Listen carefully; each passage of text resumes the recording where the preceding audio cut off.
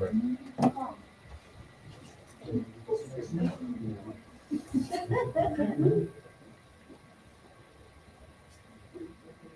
will let you know when we're level. All right. Ready? Excellent. Okay, welcome everybody to Liberation Forum. I'm brought to you by the Cancer Coalition. Act now to stop war and end racism. Thank you so much to everyone for being here. Shout out to the folks joining us virtually via live stream. I see you. Much gratitude to Grace for helping to put together tonight's wonderful programming. And a huge thank you to the People's Forum for creating this beautiful space for working class people to organize and do our movement work. Community discussion dedicated to connecting the local experiences and struggles of poor and oppressed people to the global system of capitalism and imperialism. We do this because we understand that our people can only win if we have a clear understanding of our oppression and how this system impacts those around us and people around the world. Tonight's lineup includes two powerful speakers from Answer Coalition, both of whom you'll get the opportunity to engage with after they present. The first topic is the continuing fight for abortion rights in the United States, followed by a presentation to honor the radical history of Asian American and Pacific Islander Heritage Month. Then to close out the evening, we have a very special panel discussion Q&A with members of the recent North American Youth Brigade to Cuba reporting back from their visit. Thank you to our speakers for taking the time to prepare to be here tonight. To all of you as attendees for choosing to spend part of your evening here with us. And as I mentioned at the start, the purpose of Liberation Forum is to educate ourselves and our community on the root causes of the issues and struggles that affect us every day. While political education is essential, we know that merely discussing the many struggles of our people and outlining the brutality and oppression of this global system of capitalism isn't enough. We must be active and merge our theory with practice. We must become the type of organizers capable of building and leading a strong, genuine revolutionary movement to fight for the world that we really deserve.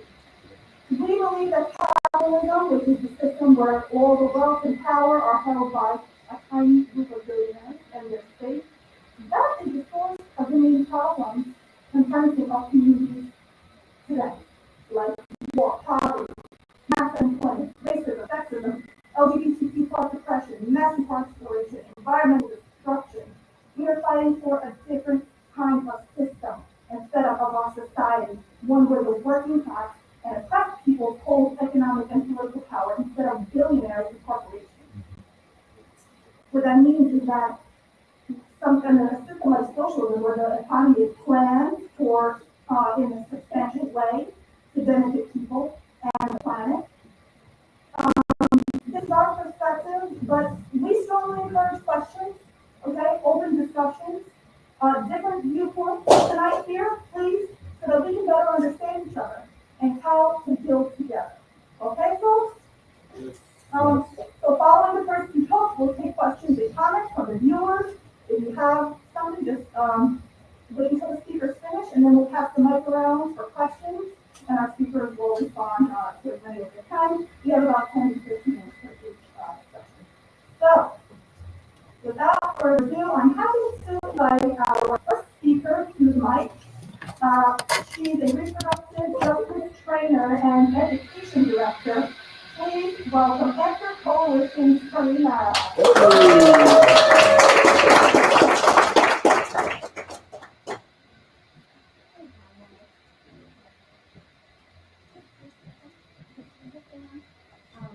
so great to see everybody in person. It's so nice. Thank you all for coming. You know, people at work and it's raining outside, and you know you're taking time out of your day to be here, and we really appreciate that. And we want to keep building with you. So I'm going to talk about my presentation is about abortion rights, what's happening, what's happened, and what needs to happen going forward. So I have a little PowerPoint slide. Can you go to the next one, please? Okay. So I don't want to waste anybody's precious time proving the things that we already know to be true, which is that the struggle against abortion bans, the struggle for abortion bans has nothing to do with children, has nothing to do with health, has nothing to do with women, has nothing to do with protecting the unborn, has nothing to do with life. Any of those ridiculous ideas that are spread by the political right are just not true. So I have that little picture there to do that work for me, to show one of the states where, and this state is symbolic of many other states. Mississippi is the same way, and so is Oklahoma. All these states that are passing these abortion bans have no record to stand on in terms of what they're actually providing for women, for children, for babies, for working class families. Texas is a state where people froze to death just a couple of years ago. So they are not the ones who are going to tell us or are going to lead us in the struggle for actually improving people's lives. Next slide, please. I thought that was cute. The people that don't even blink an eye when we bomb babies in the Middle East are concerned for the life of the unborn.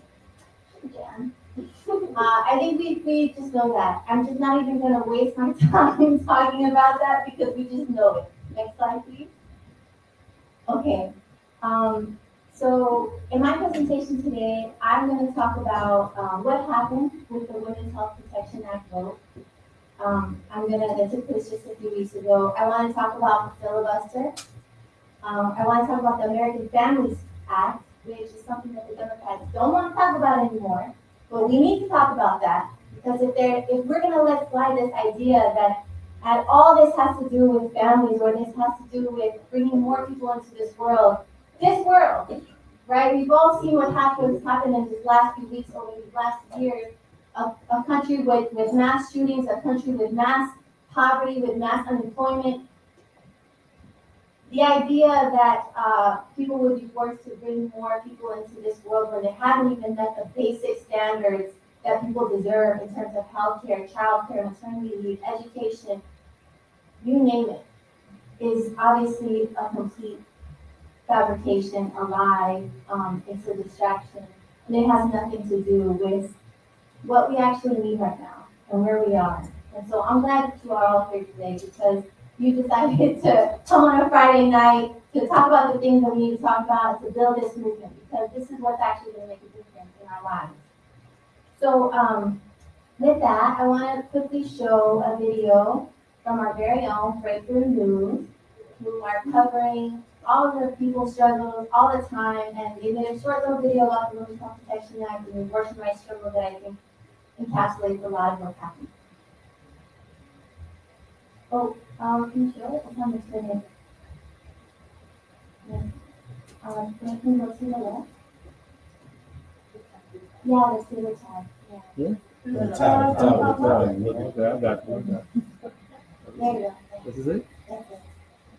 On this vote, the yeas are 49, the nays are 51. The motion is not agreed to.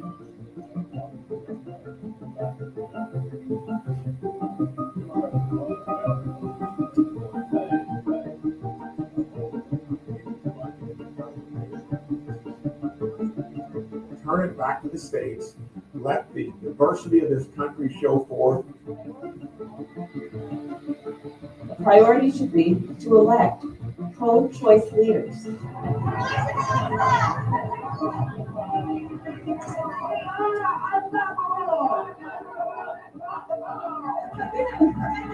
Only a mass movement of the people who did this right now. Only us together. Our word and fight alongside each other. That's the only way we're gonna get our right in the fight like this shit right now.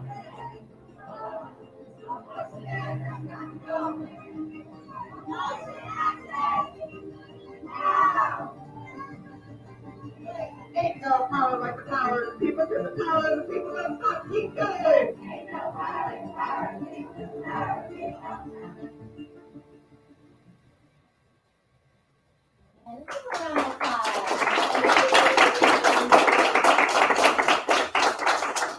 So the short end of my talk is that's where we gotta be. That's the energy that we have to bring. right? This is not over, this is not lost. It has to be a struggle.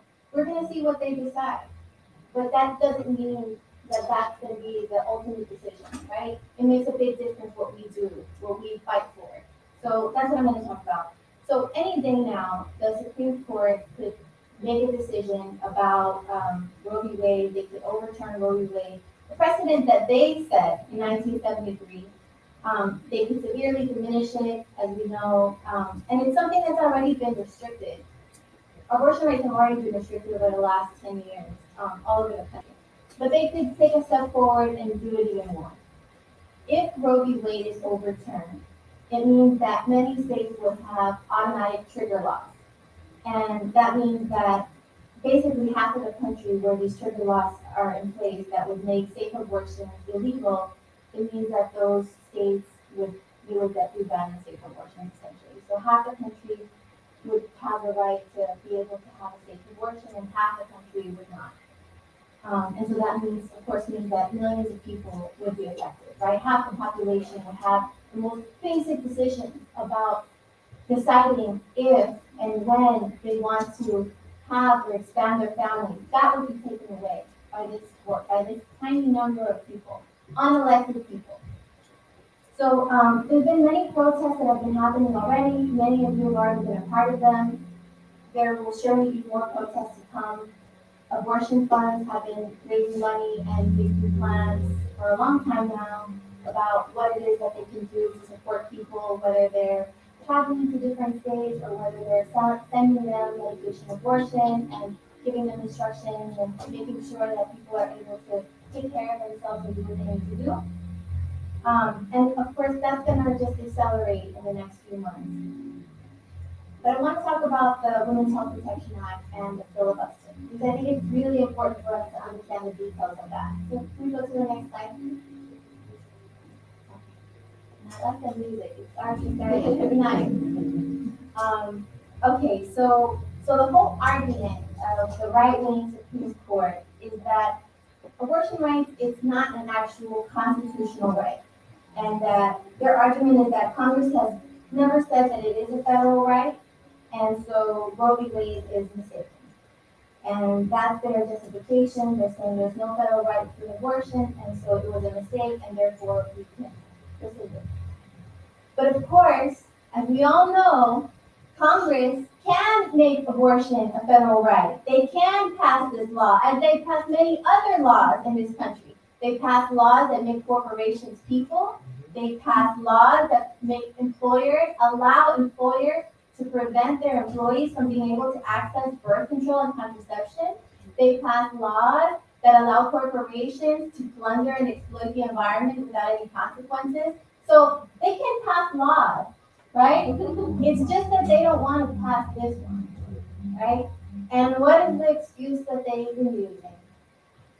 Filibuster. Oh, the filibuster. We don't have enough votes. Oh no, Joe Manchin. Blah, blah, blah, blah, blah, right? So the vote failed, 51-49 with Joe Manchin, a Democrat, voting against it. But the way that this is being recorded is that actually it was 11 votes short, and that's because of the filibuster thing. They're saying that you have to have the 60 votes to prevent a Republican filibuster. So this is all being reported as just a fact, that's the way that it has to be. But we want to nip that in the bud right away, right? The filibuster is not in the Constitution. The filibuster is not in the Constitution. It's a rule. The Senate makes its own rules. They can decide what rules they want to follow. They can end it. They can override it. They can abolish it, right? All of those things are possible. It's not written in blood, as some of them would like us to believe that it is.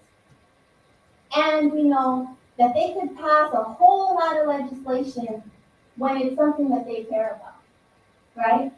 And it's not just about abortion rights. They could pass legislation around all of American Families Plan stuff, pre-K, universal health care, child care, free community college, immigrant rights, all the things that they campaign on for so long, that they fundraise for so long.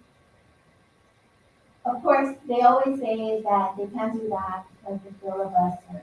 But we know that where there is political will, there is a way. And they're able to pass the things that they care about when they want to, right? When it comes to bailouts for the banks and tax cuts, they don't talk about the filibuster. When it comes to, billions of dollars for weapons manufacturers, they don't talk about the filibuster. You never hear about that. When they want to go to a new war, in 3 weeks, they send billions of dollars to send more weapons to keep this war with the Ukraine and Russia going on as long as it could possibly go on. They're efficient. When it's something that matters to them that they care about, they can get it done. They can get their people in line and do it. So we're not having any of it. We're not having any of this filibuster nonsense excuses is all it is. If they actually wanted to pass something, they could do it. And that's why we have to keep insisting that they do it. Even though the Women's Health Protection Act is still not enough that we deserve. We deserve way more than that. And we want to keep fighting for all that stuff. We want to bring up, the thing they don't want to talk about is the American Family Plan, because they couldn't get their people in line supposedly, right?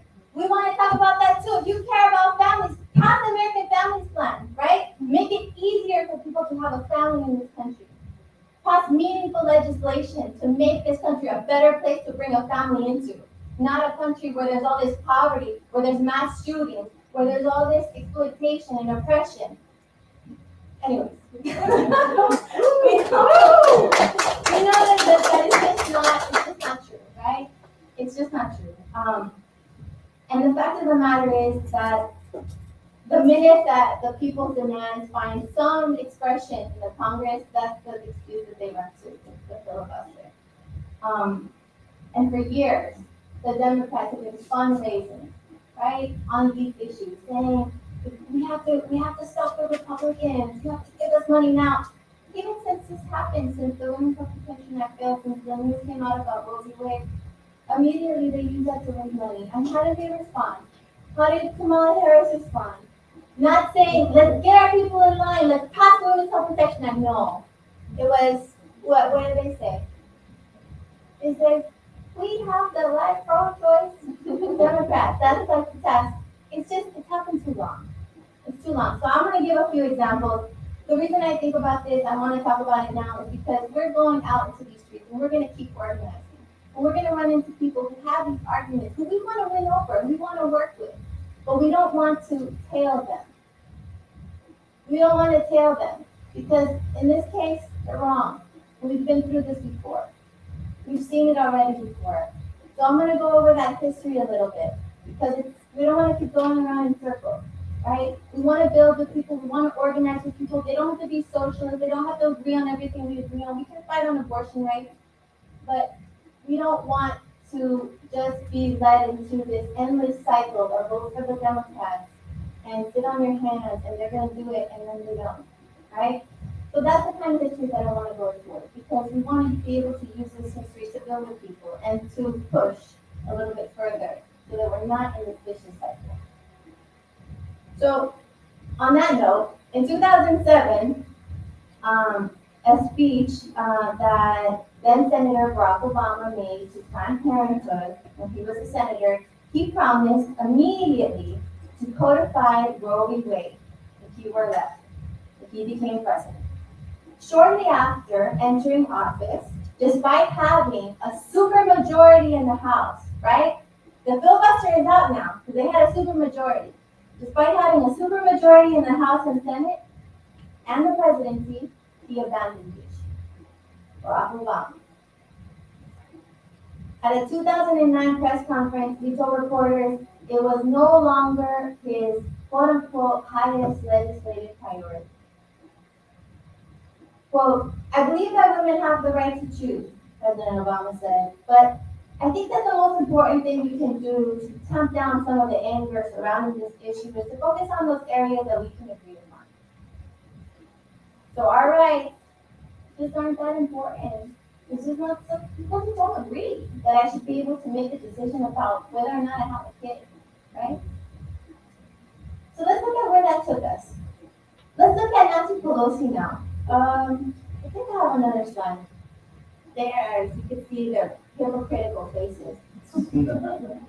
So 11 months out of the year, Nancy Pelosi pretends to be the champion of abortion rights.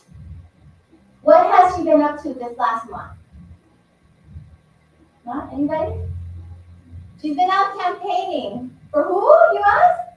For the only person in the House who is anti-choice, Henry Cuellar.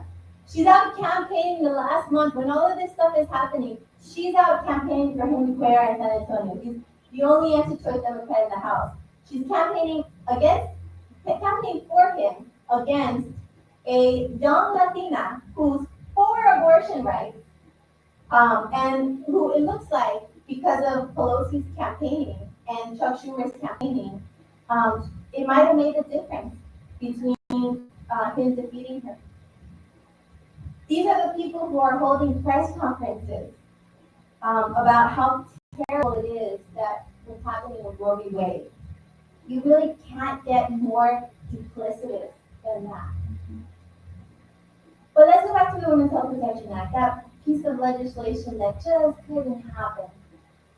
They kept saying we don't have the numbers in the filibuster. We know that that's not true. We know that they could do it. They just want to hold out until November so they can fundraise more and so that they can try to get a few more votes. At the end of the day, that is what it's about, right? When they can get a few more votes. It doesn't matter how many women lose their lives. It doesn't matter how it impacts our families and our kids and our future. If they could get a few more votes in November, they're willing to pay that cost, right? Because they don't have to actually pay it.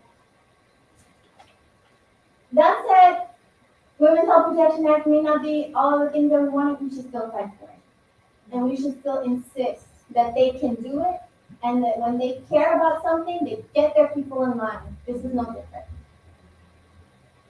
Can you go to the next one, please? Okay, so how did we get here? So a year ago, it felt like we were talking about totally different things. We were talking about like positive social programs, the Build Back Better, blah, blah, blah, American Families Plan, but it had some good stuff to it, right? Free community college, paid maternity leave, like all these important things that it's like very the minimum of what other countries in the global north have, right? That we obviously could have too, but they just decided they don't want to. Now, a year later, with a Democratic majority, we're talking about the elimination of abortion. How get here? Despite having widespread popularity, and this is not a fringe issue. We just saw in that last fight that 80% of the public agrees that abortion should be legal in this country. It's not like some little side thing, right? Despite having all of this popularity and being obviously essential, instead of preparing for a summer like of rage and all these protests and stuff, right now we could be celebrating. We could be celebrating that it's actually put into a law, but we're not. We're in a different position. And why is that? Right? Because instead of preparing for this, what we're preparing for now in this so-called democracy is a minority of the Senate getting their way based on the minority sentiment of the population, based on Supreme Court justices, 3 of whom were appointed by a Republican president who lost the popular vote. So what we're preparing for is the complete negation of democracy. This is not a democracy. This is the anti-democracy, where something so positive, so obvious, could be overturned by such a tiny portion of the population. How did we get here? I'm going to go deeper into it. So to really understand this question, it's really important to understand the 2 main factions of this ruling class. I talked about the Democrats already. Now I want to talk about the Republicans. Can we go to the next slide, please? So the overturning of Roe has been a target, a major target of the Republican Party for many decades, right? For the political right wing, conservative right. If this ruling goes their way, it will be a big triumph for them because this is a decades-long strategy that they've had. And it's really the culmination of that strategy that they've been pursuing for many years. So we want to understand where this comes from. So in the 60s, the 1960s and the 70s, there were a whole slew of progressive reforms for women's rights, for social programs, expansion of social safety net programs. All of those things came from the social movements of that period, right? Now, the moment that those social movements ebbed, they started to slow down a little bit. There were big backlashes to try to turn those back, to try to take those away by the Republican Party, and especially from the capitalist class, the hard right capitalists who ultimately wanted to deregulate and go after labor unions and cut all of the social spending that they could. On the other side, there's also this religious conservatism that's based on the churches. The Catholic Church and big evangelical churches who were opposed to this cultural revolution, against all of these advances that women were making, they were for male supremacy in the home, and they really felt like it was a cornerstone issue for them. So with this new sector of the Republican Party, it was called the New Right. And what it did is that it married together with two trends: this fiscal or financial conservatism with religious conservatism. It didn't necessarily mean that the people on Wall Street all of a sudden cared about abortion rights. No, that's not what it meant. But what it meant is that they found an opportunity to combine, to unite with the religious right, who could essentially give them a mass base for their right-wing economic policies. So it really isn't ideological for them, but it was an opportunity. These right-wing, big mega churches, evangelical churches had a base, right? And they saw the right-wing capitalists, the Wall Street, they saw an opportunity to wed with those forces, to be able to pass regulation that was ultimately for deregulation against labor unions, but kind of masked by this religious conservatism that allowed them to kind of have some of this sense of morality. So they call themselves the moral majority, right? Neither moral, neither majority. So that's what they call themselves. And Reagan is like the epitome of that fusion of the big capitalists uniting with this conservative, right-wing religious organizations. So this unholy alliance really made opposition to abortion like a main part of their program. It wasn't the only part of their program, but it was a main part of their program. The other part of it, of course, was against any regulation on corporations. So these are the networks. This history right here, these are the networks that groomed people like Brett Kavanaugh. They're the ones who groomed Neil Gorsuch and Amy Coney Barrett and Samuel Alito. These people have been vetted and groomed for this moment. Their whole careers. They are the children of this conservative backlash against the social movements of the 60s and 70s. And all of this was happening, none of this is like a secret, all of this was happening in plain sight. It's not just the PSL who has that analysis. Democratic leaders could say the same thing. They could say that the Republicans have used the issue of abortion rights to divide and distract and scapegoat from the very real social problems that exist in society that they, of course, have no solutions to. But the Democrats' answer to all of this, whenever they share this, is vote for us and we'll keep the right wing from succeeding. Right? Obviously, we've all seen that that's been a complete failure. The Democrats have been voted in many times, and yet the right wing is still succeeding. And what has been the greatest downfall of the women's movement is that the women's movement actually believed this. And some of these progressive women's organizations actually believe this. And they focus all their energy on trying to get a seat at the table and to have these friends in high places and the lobbying. And they forgot about their roots, how they actually got their power to begin with. And that's from mobilizing, from organizing at the grassroots. And now the right wing is out organizing them. They have more of a base and they have more impact on the narrative than these big women's rights organizations that have funding for young people. Very few of them are actually able to bring people out, and it's because of this losing strategy that they've had. And I say that as someone who's worked at these organizations for a long time. And it's not that they're evil and whatever, it's just that this is a failed strategy. And some of them, in fact, think that this was the way to go, and they thought that mobilizing and organizing was a waste of time. But they really need to look at history, right? The only way we've ever won rights is by organizing. Every moment that we spend talking with people, our community, the working class, the class that makes all things happen, that is useful. That's more important than the time that they spend sitting at the table with these hypocrites, with these liars, with these people who sell out our rights on a dime, right? So, anyway,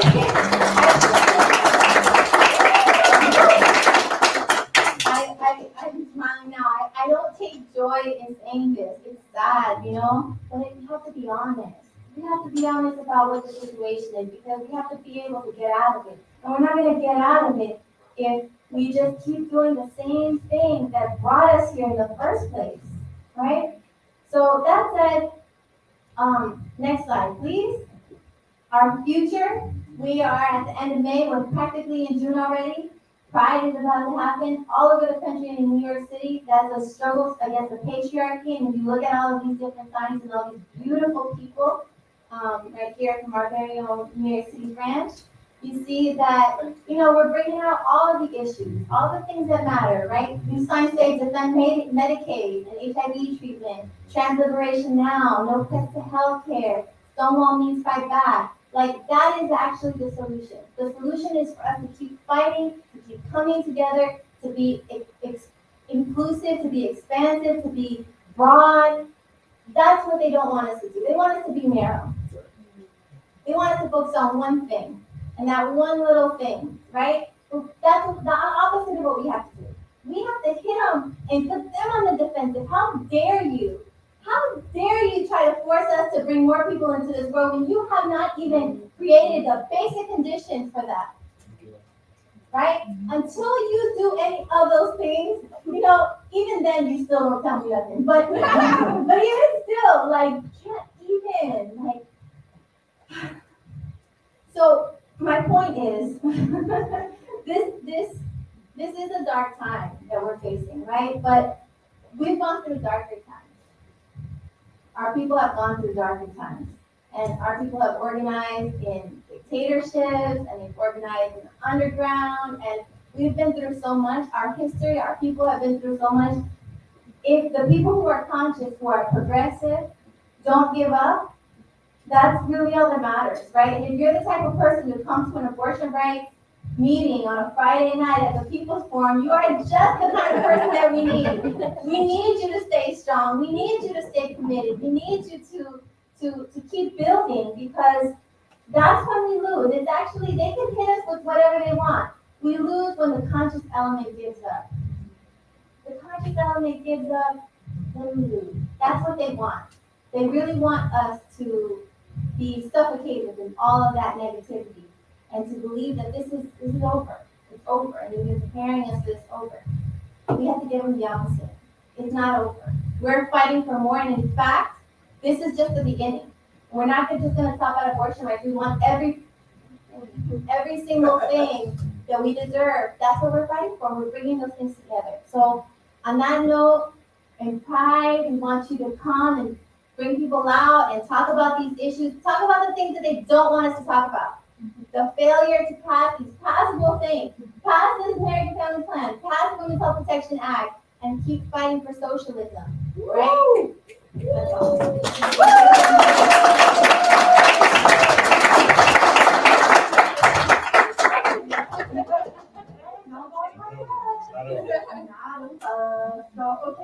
Thank you, my sister, for that beautiful presentation. If anyone has any questions or comments for her, please raise your hand. Wait, can you run the mic for folks in the audience? Do we have an extra mic? Can we use this one? Okay. Yep, so that folks in the live stream can hear. I'll be waiting here left around the microphone. So, any comments, questions, reflections, response? Don't be shy.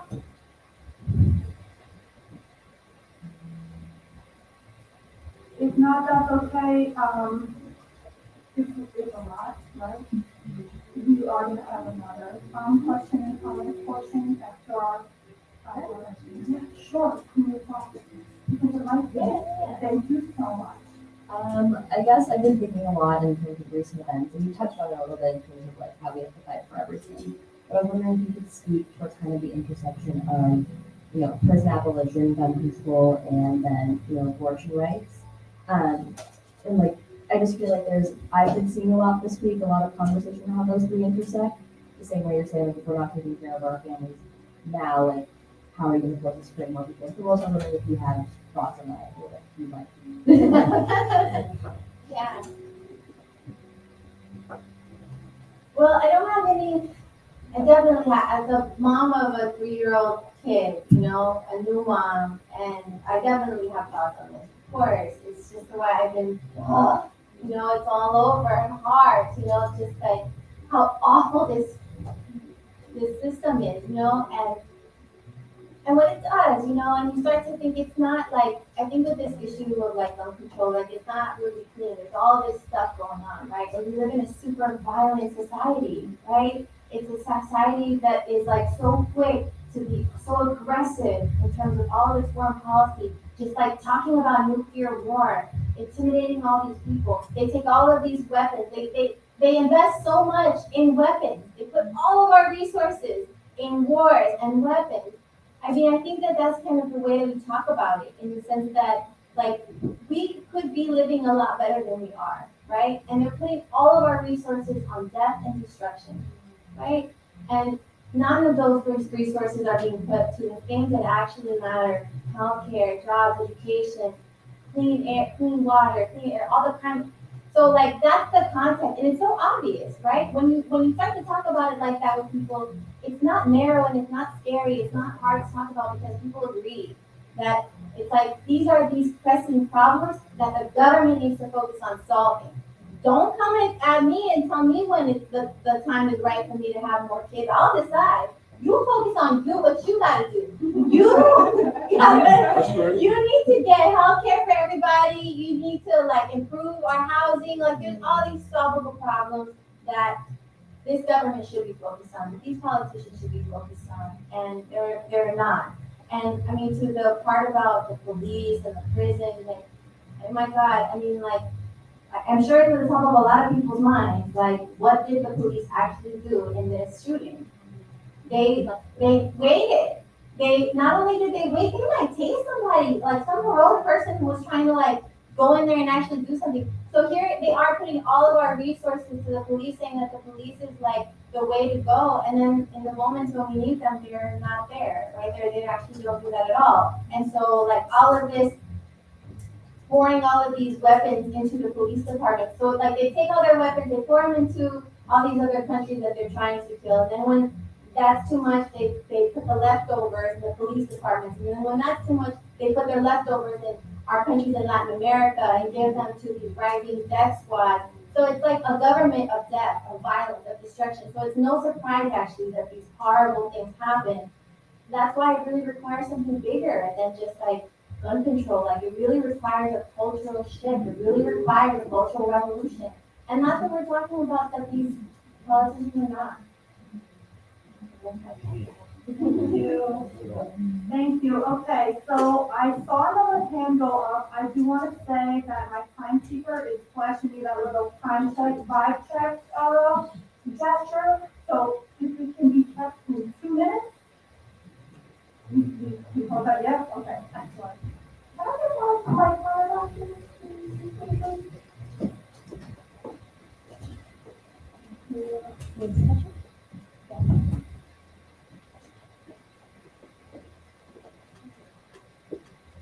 Hey everyone, well, I just wanted to, hello? You know, this is Memorial Day weekend, and 2 years ago, this weekend, the people rose up and burned down a precinct in Minneapolis after George Floyd was killed.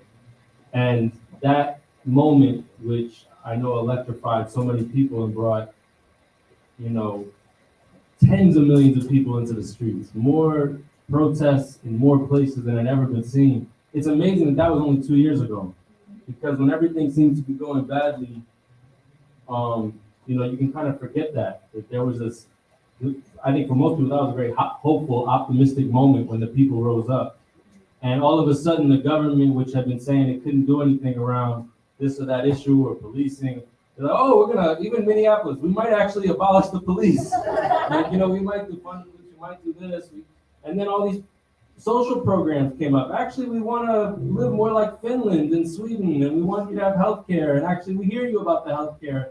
And there's gonna the rent, the eviction moratorium is gonna be extended a little bit longer. Like all these things started to become possible when the people rose up. Anyway, I think it's really to your point, Karina, about everything that seems impossible when the people aren't rising up, they then can become very possible.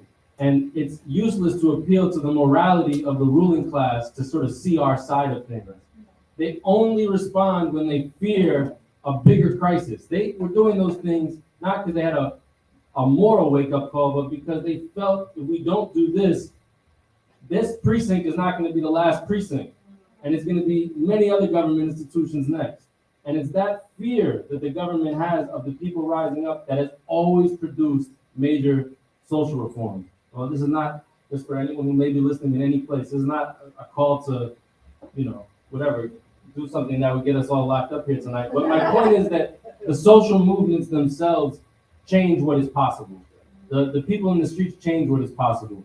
And that's been the whole history of the United States.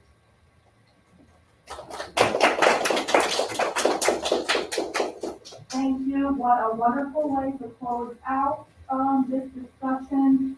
Karina, thank you for your presentation. Thank you to everyone for the dynamic discussion. I will keep you on and on and on. However, we do have another presenter tonight. And so at this time, it's my pleasure to invite our second speaker, also representing the Cancer Coalition. This is a longtime community leader, organizer, and activist right here locally in New York City. Please welcome Vince.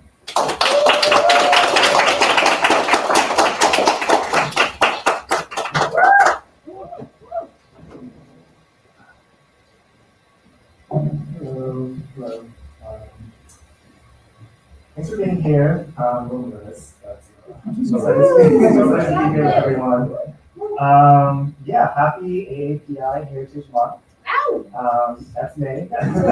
How many people know about the history of this month? No? Yeah, I think so AAPI Heritage Month originally was a 10-day celebration in May. It was signed by Jimmy Carter, and then eventually George H.W. Bush signed a bill to extend the week into a month.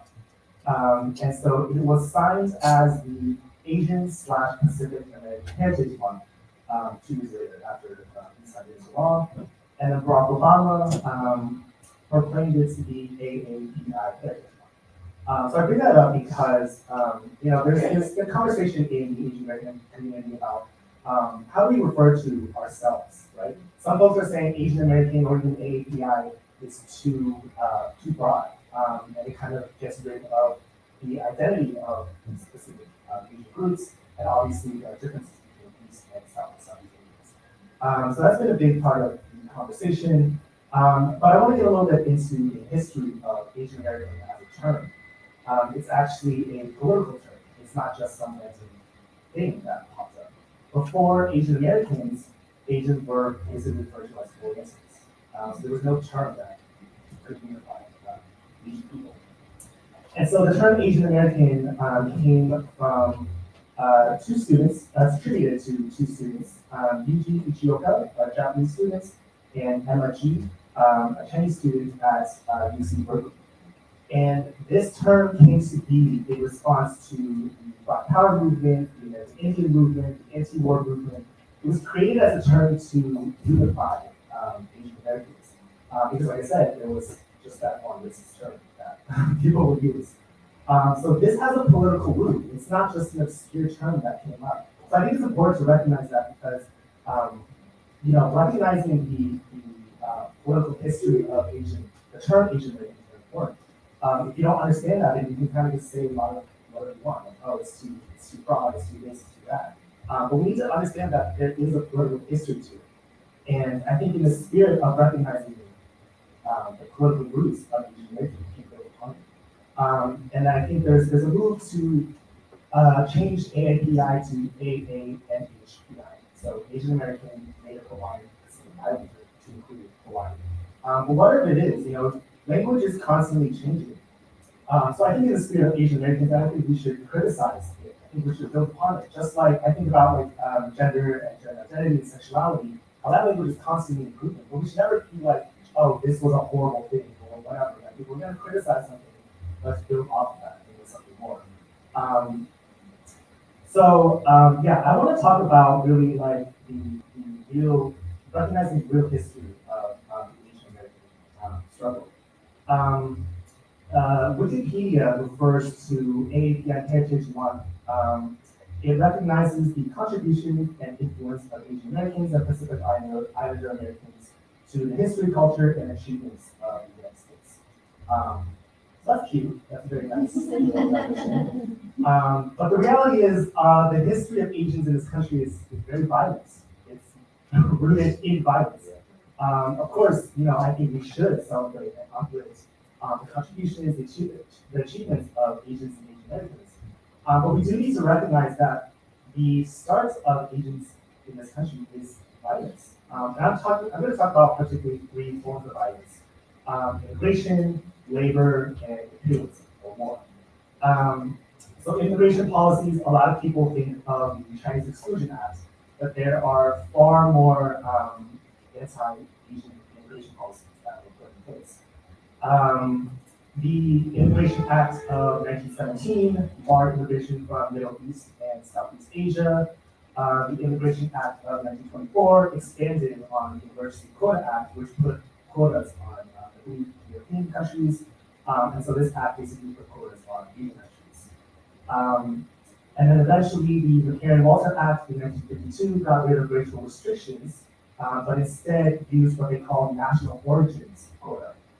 So basically, instead of saying, oh, we can't have this many Asians, they say, if you're from this country, you can have it. So that was kind of their way to go around racial discrimination, I guess. But that quota was very, very low. 3,690 immigrants total was the quota for all of Asia. And so Japan had the highest number at 185. So that's crazy. 185 people.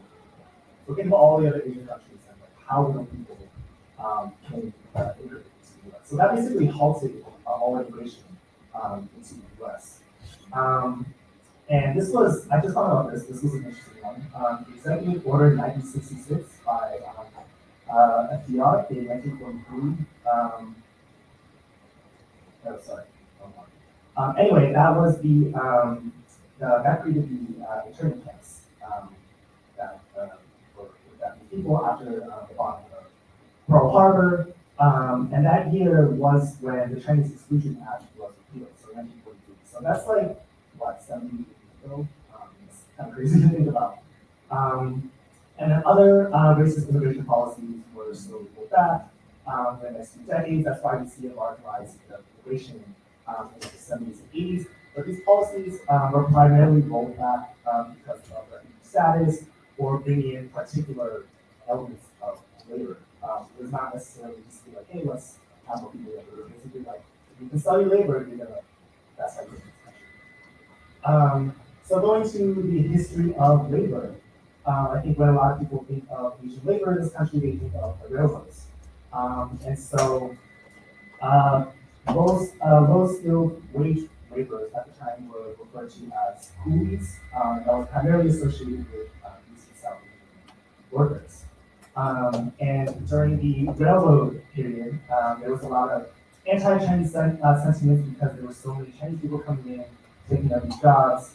It got so bad that Lincoln signed an anti-coolie law that basically banned the transportation of Chinese workers into the country. And that eventually led to the Chinese Exclusion Act. And so, there was a growing anti-Chinese sentiment that led to changes in policy, and those changes in policy were reflected back into society. And so the workers, there were a lot of white workers who were very upset. They started blaming Chinese people for the problems. And of course, they were being told by bosses and by the government, this is your problem, right? Where have we heard that? Chinese workers are taking your jobs. This is the 1800s. We still hear that today. Someone's taking your job. These immigrants are taking your jobs. It's crazy. And so things got so bad that the white workers, this was an event that was called the Block Street Massacre. They stormed the Chinatown and they killed 28 people. So that was just crazy. But I think one thing that's important to note is that there was resistance. And that's something that's not highlighted often when it comes to Asian struggle, that they struggled. They fought back for their rights. 1867, they striked against poor working conditions, against racism, against low pay. And they were pretty successful. That was one of the biggest strikes because they had so many Chinese workers. So they had the numbers and they had the power to be able to do that strike. And so I think it's important to know because that perception that Asians are like submissive and docile is just incorrect. It's a way to pacify people and make people just feel powerless, but that's just not true. We look at the history. There was so much resistance and so much struggle that happened that we are taught. The only way we can learn about it is if we it's like this, or we take the initiative to actually learn about our history. And so finally, imperialist violence, war. I mean, this is a whole topic on its own. I think just a couple examples. Hawaii was a conquest of the Americas. Hawaii is not a state. I mean, it is technically, but like, it should be. The nuclear bombing of Hiroshima in Japan, the carpet bombing of Korea, the Vietnam War, Laos, Agent Orange. You know, we're still reeling from these effects today of these weapons before. And so oftentimes, you know, in media, what we're going to see is when we're going to war with someone, we're going to start seeing certain type of rhetoric coming in, certain sort of like, oh, look at these people, they're this, they're whatever. And I think the most common example is a lot of anti-China rhetoric coming in. The Chinese virus is one way of Trump doing it, but even regardless of Trump or Republicans, like Democrats do the same exact thing. Where they're beating the war drums, all of a sudden, you know, you have these anti-China rhetoric stuff. So where are we today? What is the state of the Asian American struggle today? I think one of the most prominent like acts of racist violence in recent decades was Vincent Chin. And I use this example because I think it's very relevant, and I think it's important to take that context and kind of apply it to what we're seeing today. So Vincent Chin, he was a Chinese American. He was murdered in Detroit by two racist white vigilantes. And so just setting the stage for, you know, kind of the things that led to this, there was growing anti-Japanese sentiments because of Detroit's declining auto industry. And so that mixed in with the anti-Japanese elements, anti-Japanese sentiments from World War II, that all put into a factor into his death. So, you know, these are all external factors that kind of led to this moment. And since 2022, we've seen the rise of the Stop Asian Hate movements, which pointed out a lot of these racist acts of violence against Asian Americans, Asian individuals. And I think it's important, like this, it's not that there was necessarily a rise in anti-Asian violence. I'm sure there was. It was just that people rose up and were starting to call out racism where they see it. And that's when the media started covering these acts of violence. This has been happening for a long time. It just didn't get recognized until people started getting it heard. So I think what we can take from the history of Asian American struggle in this country and apply to what we see today is that these acts of violence against individuals isn't just something that happens in a vacuum. There are things outside of that incident that cause things to happen. And our actions are informed by media, by propaganda, and by policy. So what are some pop culture things? I'm curious. Something pop culture, yeah. Rush Hour, okay.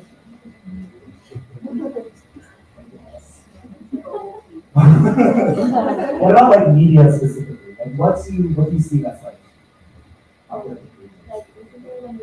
Crazy Rich Asians, yeah. Wayne Empire, right? So these are things that make Asians seem like we're all rich and we're all that money. You know, I think that was part of what fueled some of these anti-Asian cast, right? Like, oh, Asians are rich, they got money, they're taking jobs, blah, blah, blah. But that's just not the reality. In New York City, Asian Americans are the poorest minority group. That's crazy. I believe that. And so I bring this up because it's just important to recognize the external factors. And I think for us, we need to bring that into this struggle. And it's not just about like how can we support Asian businesses or how can we protect Asian elders. It's so much bigger than that. How we fight back against the war machine, how we fight back against this propaganda. That's anti-Asian hate. This is why government is anti-Asian hate, right? And the media will use specific incidents. I think a lot of people will see like this black on Asian crime. They're going to take that and they're going to run with it. Because that divides us. That serves their purpose. I think it's really important. And a lot of people were pointing that contradiction out. Like, why is the media only highlighting this specific crime, right? But I think like taking a step further, and we really need to bring this into our conversations with our family, our friends, people who are talking about Stop Asian Hate Movement, that these things are important, and we should obviously fight back against these acts of violence, but we need to recognize like what systemic violence looks like and how we can fight back against that. That's really where the movement needs to go. We need to push that message. That it's not just about these small little, incidents of racist violence. It is bigger, and we need to make sure that we understand that it's bigger, and we need to understand how we can fight back. So, understanding the roots of Asian American struggles and global Asian struggle, I think, should be the core of AAPI Heritage Month. Let's reclaim it, because it's not just about uplifting achievements, which is important, but we need to recognize these struggles and the roots of these struggles. And so we need to find unity among all Asian and AAPI groups, and not divide ourselves. We should be trying to find unity amongst ourselves, because we need to be united, not just among the Asian American Pacific Island communities, but with all oppressed nationalities, with all oppressed countries, because that's really the ultimate fight, is the fight against the U.S. war machine. That is the biggest player in violence, honestly, everywhere. All kinds of violence, this country, this government. And so history has shown us many moments of solidarity and cooperation among oppressed people and oppressed nations. And so we need to bring that energy into this month. So I hope all of us can learn more about our own history, our history of struggle in this country for Asian Americans, and really taking that to find unity amongst ourselves, and really build that solidarity. That's what we do right now. So thank you guys. Thank you so much.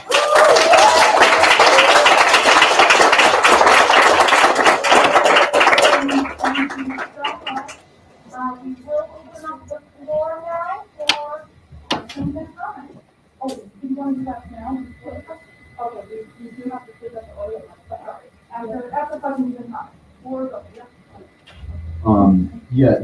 Thank you so much for that presentation. I was wondering, I think any like young Asian person that grows up here is familiar with the model minority myth, which is the idea that Asians are like somehow different than other like immigrant groups or people of color, and that because of their values or whatever, that they're gonna that they're the perfect minority, that they're gonna rise up to change. And I think a lot of people in our community play into these ideas, separate ourselves from other oppressed nationalities, oppressed groups. So I was wondering, how you feel that this stereotype, this myth, sort of plays into dividing Asians from other oppressed groups and from our history of resistance. Yeah, that's an interesting one.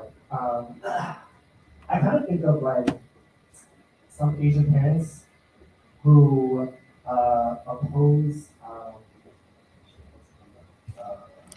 schools affirmative action because they're like, oh, this disadvantages Asians.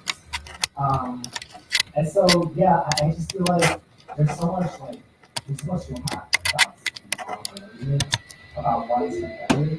And I think part of that is sort of it's like a reaction to racism, like thinking like if you're better, if you step it up, if you perform, top of class, have the best job, you're gonna be able to shield yourself from violence. And that's unfortunately not the case.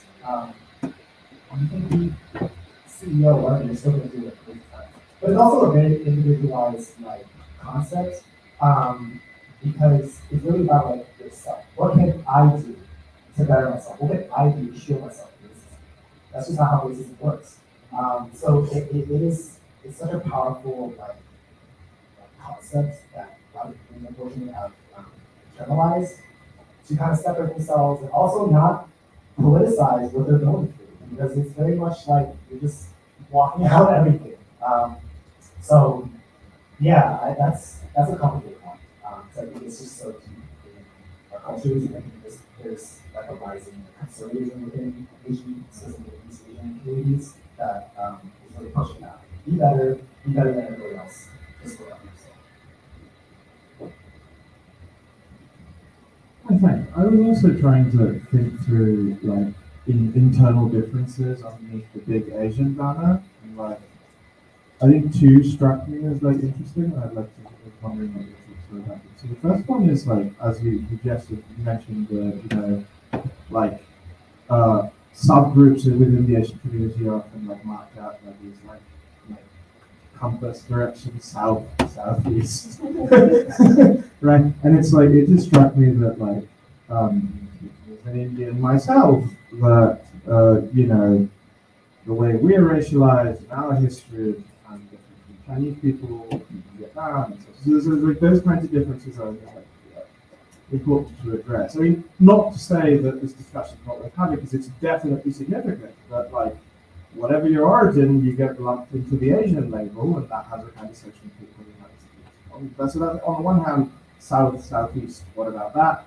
On the other hand, this is something you addressed about in the model minority question, is the class question, right? Which is the fact that you're absolutely right, that if you're the CEO, you experience, as I say, as if this happens, I know this in actual fact, but like, you're not immune to the effects of racism if you're a CEO, but nonetheless, I think it does make a political difference, right? So whether we're organizing a CEO, whether we're organizing like unpaid migrant workers, right? It's true to say both experience racism, but it does matter. That was a bit long-winded, but like class within Asia on the one hand, and like India, China, Southeast on the other hand. Yeah.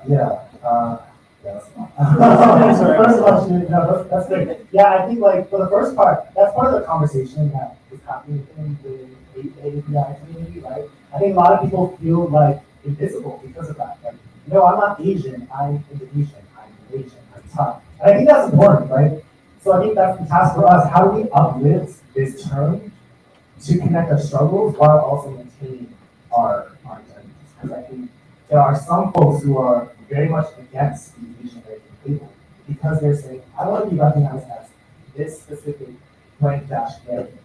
And that's real. That's very understandable because they have their own struggles. Colorism, too. Let's talk about colorism. Darker Asians, darker skin Asians are treated way differently. So that's part of it. I think that's part of the divide. But yeah, that's up to us to really think about conversation. How do we move forward? How do we create a language that can connect us all? The struggles while also giving us, that thing. And your second point about class, yeah, that's also very real. I think that's part of the model minority myth. Like you can look at poverty. If you're not poverty, you're rich. You can defend yourself from whatever it is. Crazy Rich Asians. I like them. Not for political stance. It was just entertaining. I'm sorry. No, but I think like in the beginning scene, right? This family walks into the hotel, very expensive bougie hotel. The hotel manager looks down and says, sorry, we're closed. Or whatever. And then the owner, I guess, of the building comes down the elevator and he's like, oh, Mrs. Chu or something like their family bought the hotel. And so that's kind of what that concept is for a lot of Asians. We can buy our way out of the actually. That's not going to happen.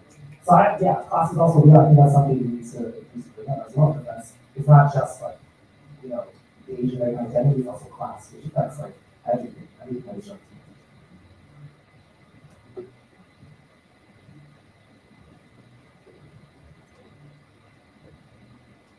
Right. Thanks, Ben, for an awesome presentation.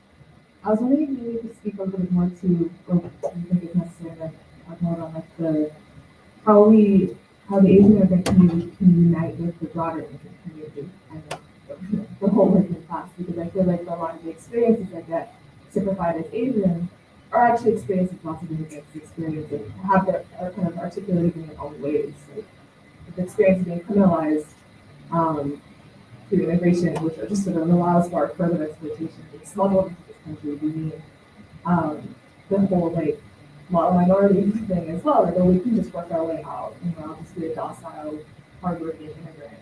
Which what the Democrats all say, and the Republicans all say, just do it yourselves. So I guess that's how we kind of go beyond just, South Asian, East Asian, Southeast Asian, and then Asian, and then broader. Yeah, I think for a lot of the Asian immigrants struggle, I think a lot of that is just very like invisible to the rest of society, unfortunately. How we connect the struggles, yeah, that's hard. I think it's like as young folks, it's our task to bring this message to our communities. But I know at the same time, for a lot of like second generation Asian Americans, there is a language barrier, unfortunately. So it's hard to connect with people who don't speak English. Yeah, I don't know. That's all. I think like the important thing is to just like be educated and say it's happening, but also more importantly is just like be involved in some way of struggle. So folks here, I think a lot of folks are here in some organizational capacity. So like joining an organization, being part of a movement, this work doesn't happen by ourselves. And so like wherever we can join forces, I think it's something we need to try to do. Join an organization, be involved in something, and bring that message of solidarity.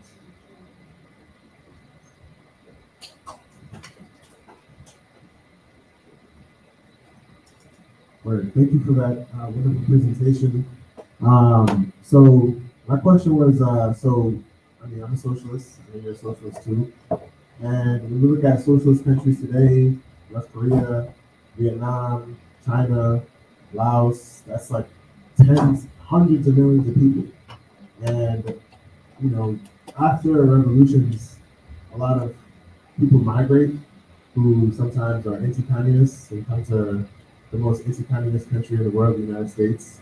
So how does that migration of, I wouldn't say all, but generally it's like some anti-communist threads. How does that complicate building, like pan-Asian and socialist consciousness when, I live in Boston, I saw a lot of South Vietnamese flags just like all over the place, and I'm like, damn, like that's it's unfortunate, but how does that complicate, and, particularly for yourself in navigating those spaces when there's a lot of anti-communism, but also like half of the, like that's hundreds of millions of people building socialism right now. So yeah, just if you have any experience or want to speak to that. Yeah.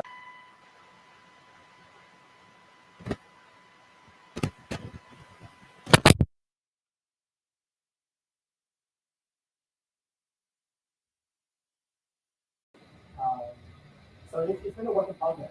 I've been having this conversation about socialism and whatnot for years.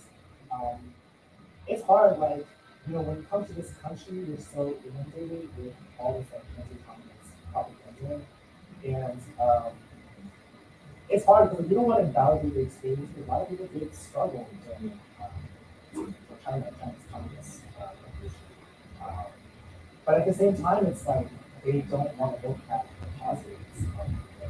So many people were living in poverty. China is a superpower today because of the revolution. It just makes me think. Like when we're in this country, again, back to that model minority thing, like people think we can do this by ourselves as individuals. We don't need a political revolution. We don't need systemic change. We can get our way out of this through education. So I think like the individualist culture in this country makes it difficult, along with their lived experiences. I think it's just a matter of just like continuing to have that conversation. It's going to be very important, and I think like if folks are going to be organizing, how can we speak to other people who may speak to their family? So I think it really starts there, like being able to at least let them be more sympathetic to social struggles. And I think that anti-communist sentiment, it's also part of like the conservatism within the local communities. And I really realize that. So that's also it starts at home. So Okay.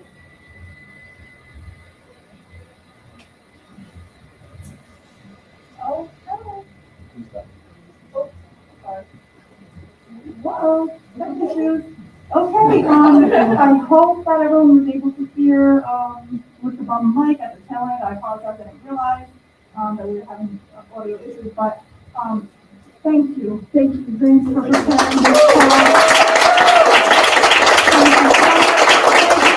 Thank you everyone for, historical contributions to the discussion.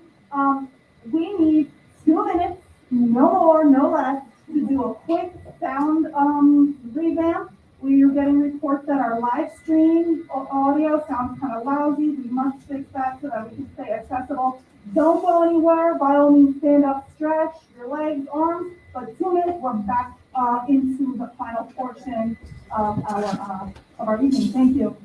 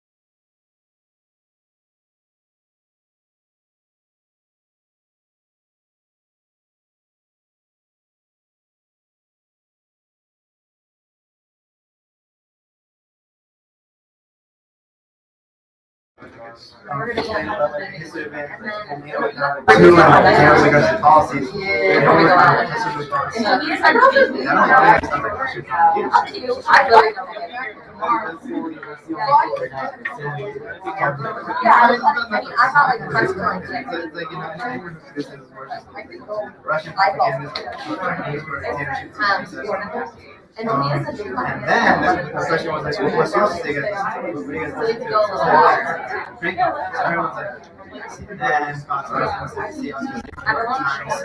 so I say,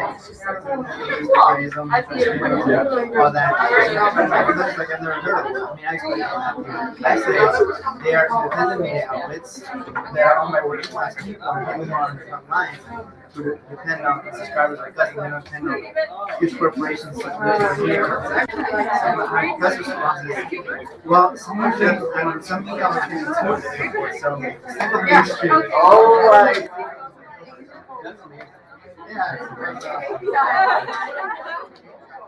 Are you doing something back when you you're on? You got nothing to worry about. None of us are there, so all we know is what you're doing. Honestly, worse. You can't get it wrong. I don't know. Well, unless it's a good one. There's a mic up there. I don't know. I'm gonna have to Sorry.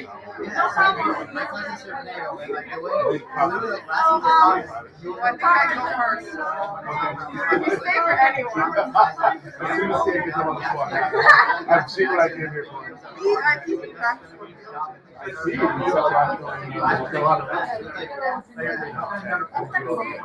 was a great beginning for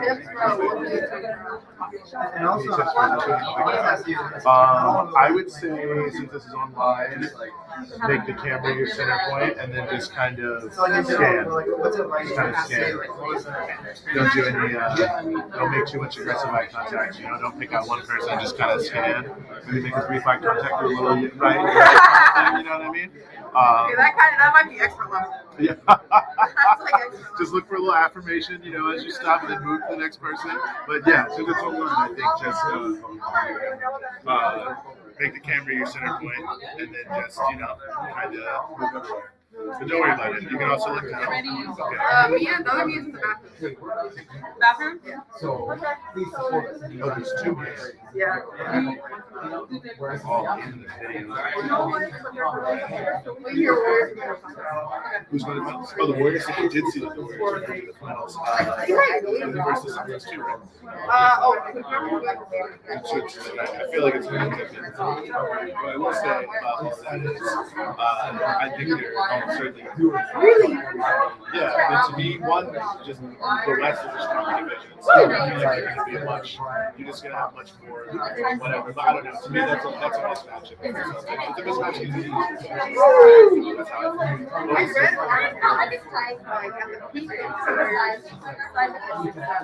every season they play like top or starting five play like 300. That's a They play all the time.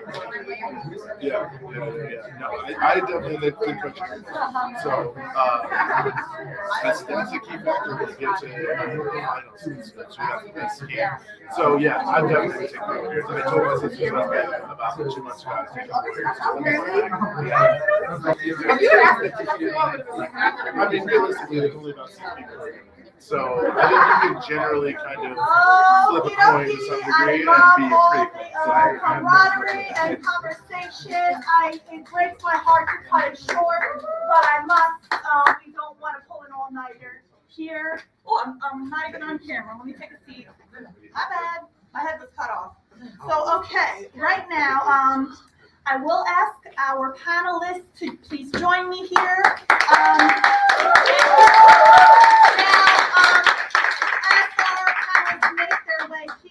I just want to say, before we continue to this final topic, I got a little plug to make. I want to share that as a progressive grassroots organization, we aren't backed by the ruling powers, okay?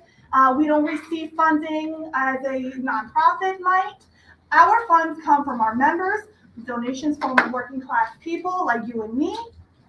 With these funds, we're able to sustain our organizing work. We print flyers, we hold events, we provide people with factual media and political education. We send contingents of folks to the sites of the struggle wherever it's needed most. And right now, Answer Coalition is spending funds organizing the historic People's Summit for Democracy, which will take place June 8th through 10th in Los Angeles. We can all play a part in the struggle for liberation, and everyone has something to give. If you too want to support the Answer Coalition's work, I'm going to pass around not our fancy schmancy bucket because I forgot it, the cute one that has our name on it, womp womp. So a rinky-dink comes from the People's Forum. Whatever you have jingling in your pocket, please, any and all donations are appreciated. You can also visit. Oh, thank you. We have another bucket. I'll retire that embarrassment. Thank you. Would you mind? Would you mind just throwing it to whomever? Yeah, whatever you can chuck in there if you got it. We thank you so much for that. You can also visit answercoalition.org/donate. to support the movement against war and racism. Thank you, everyone. So, okay, we've gone no mic, but we do have a high-tech setup. We've got mics in the air, so please, everyone, project your voices so that folks at home can hear everything that's being said. So, now, it is my pleasure to introduce our panelists. So what this is the International People's Assembly, which is a network of people's organizations, social movements, political parties, trade unions. What had happened was on April 29th of this year, over 100 youth leaders from social justice movements in the United States traveled to Cuba to meet with activists and organizers living under the weight of U.S. sanctions. During the trip, members of the delegation met with ordinary people, with scientists, with artists, with labor organizers, with LGBTQ folks, all community members, anti-racist activists, all to see and hear firsthand about how 6 decades of U.S. embargo have impacted the lives of the Cuban people. The slogan that was raised was "Build the Future, Break the Blockade." This delegation of young activists also participated in Cuba's historic May Day parade to celebrate International Workers' Day alongside the Cuban people. So we have this evening two Mias, excuse me. We have Mia from right here, the People's Forum.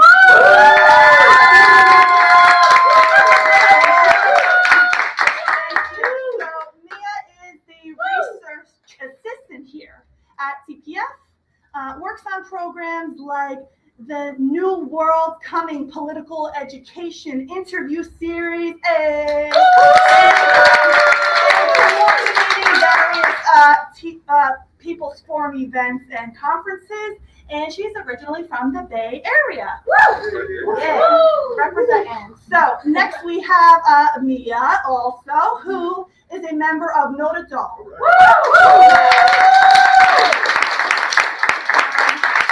This organization, Notre Dame for Korean Community Development, this org is comprised of diasporic Koreans who are organizing in solidarity with global people struggles against war and militarism as part of a Korean struggle for national unification and the right to self-determination.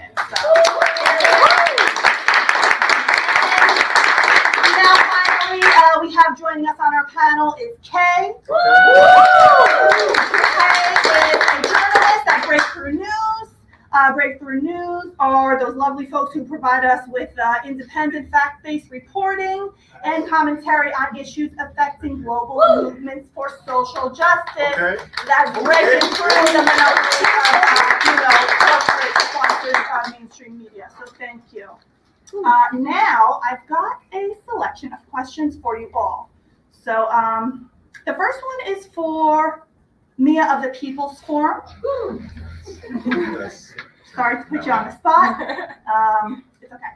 Okay, now, throughout the Brigade, you had opportunities to exchange with and learn from many Cuban people, including students, scientists, trade union leaders, LGBTQ and anti-racist activists. You even marched along 700,000 Cubans in the May Day parade. Please, will you share more about the educational opportunities you had in Cuba during your brigade and how these experiences have influenced your ideas around popular education and community organizing? Thank you. Thank you everybody for being here. Thank you to the Answer Coalition. Thank you to my two co-panelists. So I want to start, I hope that everyone who's here to hear some fun activities or memories of what we did in Cuba are ready to be disappointed, because I'm here to talk about popular education. And so I think it's important to define what we mean by popular education. And so to me, my working definition of popular education is the process of developing methods of teaching that tackle at the grassroots level. How do we raise consciousness? How do we move people? And then how do we develop people and build confidence? And so I learned two major things from my experiences in Cuba. One is what are important things to consider when developing popular education programming, and what are the goals of popular education? What are the goals in Cuba and how do they reflect the goals here in the United States? So from my experiences, the two things that I pinpointed as important things to consider were, what is the political orientation and intention of popular education programming? What are you trying to move people towards? What is the message you're trying to convey? And then second, who is the messenger? Who are you trying to communicate with? What is the message you're trying to get across? And who is the best person to do that, knowing who you're trying to reach? So for the political orientation question, I mean, that's in Cuba, that's very clear. And in Cuba, the intention is very clearly to deepen and maintain the socialist project of the Cuban Revolution, which is done in a number of ways. But one example is we met with Rogelio Polanco, the director of the ideological department of the Communist Party, and he emphasized really clearly to us that an important message that they were trying to communicate as a nation was that it was the project of socialism that enabled the success of Cuba against COVID-19 and to prevent mass death. So how is this communicated to Cuban people? So one example is the May Day parade that we joined, which, I mean, May Day is a huge, huge deal in Cuba. Like in the US, it's like there's some actions in a couple cities, but there were 5 million people across the island who like celebrated this day. There were 700,000 people marching in Havana. And I mean, there were kids, like there were 15-year-olds that we were talking to. There were old people who were there. I mean, the US wants us to believe that everybody was paid or coerced by the government, but that's insane.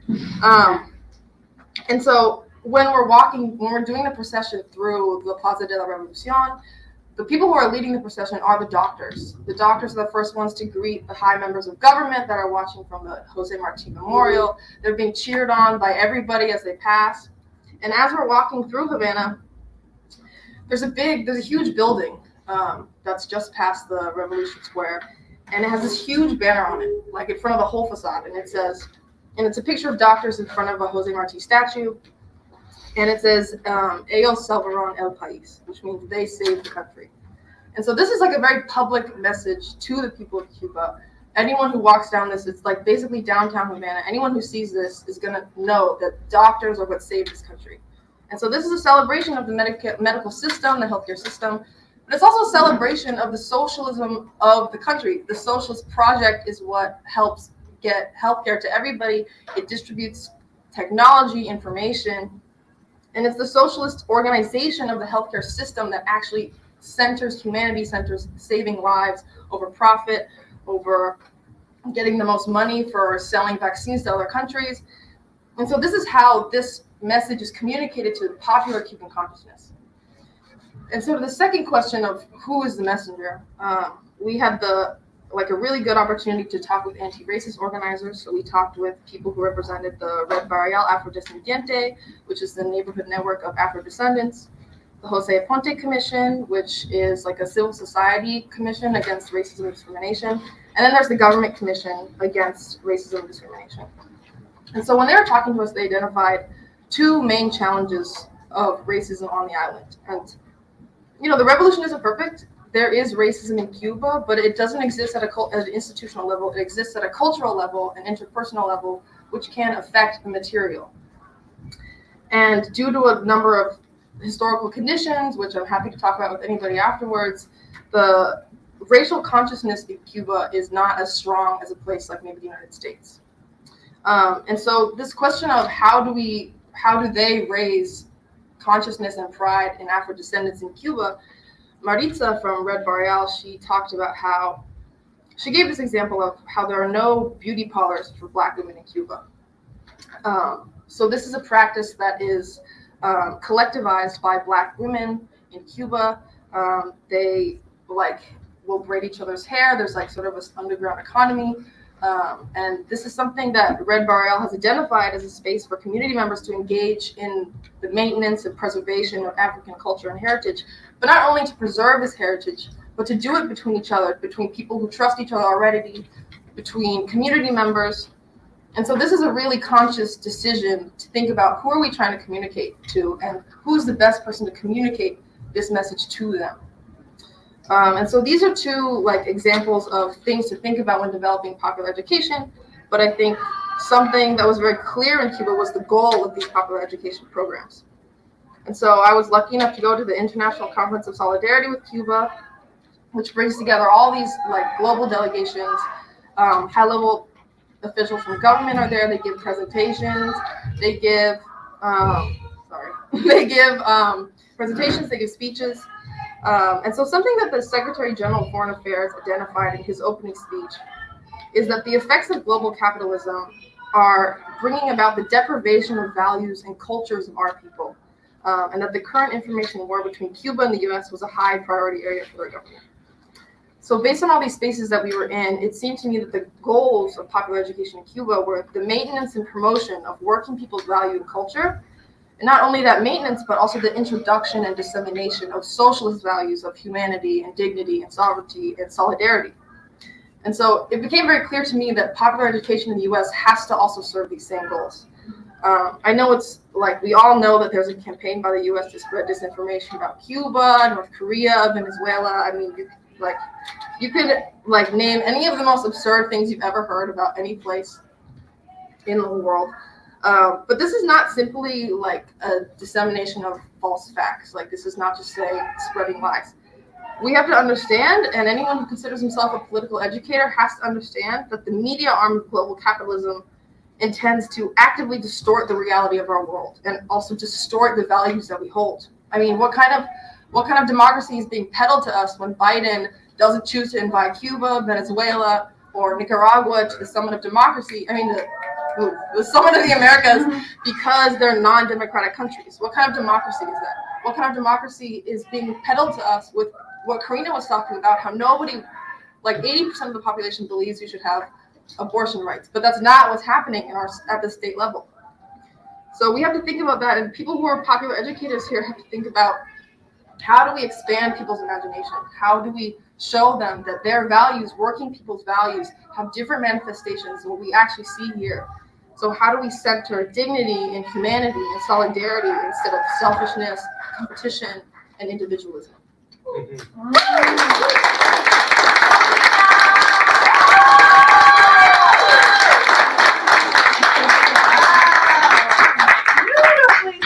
Beautifully said, Mia. Thank you. Mia, you gonna be able to follow that up? I'm gonna try, yeah. Okay, so the next question is for you, my friends. Mia from Notre Dame. So the next question is, this brigade also served as a way for young leaders from North America to better understand how the blockade against Cuba by the United States, which has lasted for more than 60 years, has impacted the Cuban people. Can you please tell us more about how the blockade affects the day-to-day lives of the Cuban people? Yeah, I could talk on for much longer than my 5 allotted minutes on this. But I'll start with this, is that we did see hardship in Cuba. I'm not romanticizing that. We did see scarcity among everyday people.